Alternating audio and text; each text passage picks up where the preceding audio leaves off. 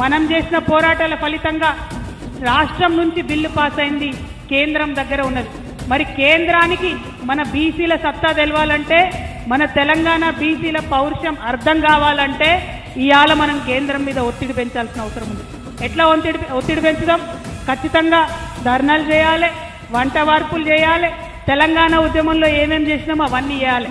అవన్నిటికన్నా ఎక్కువ ఖచ్చితంగా కేంద్రానికి తెలవాలంటే మొట్టమొదటి కార్యక్రమంగా మీ అందరినీ మెదక్ జిల్లా నుంచి నేను అనౌన్స్ చేయాలనుకున్నా. మొట్టమొదటి కార్యక్రమంగా మన డక్కన్ నుంచి ఢిల్లీకి పోయేటటువంటి రైళ్లన్నీ కూడా ఆపుదాం.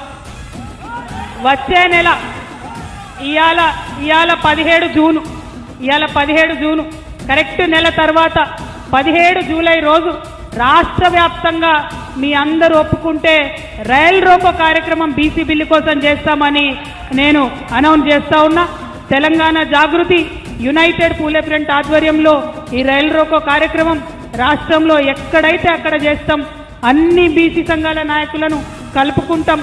అన్ని జిల్లా కేంద్రాలకు పోతాం. ఈ నెల రోజులల్లా అందరినీ కూడా బతిమలాడి బామాలి వారి హక్కుల గురించి వివరించి అందరం కూడా వచ్చి రైల్ రోకో చేద్దాం.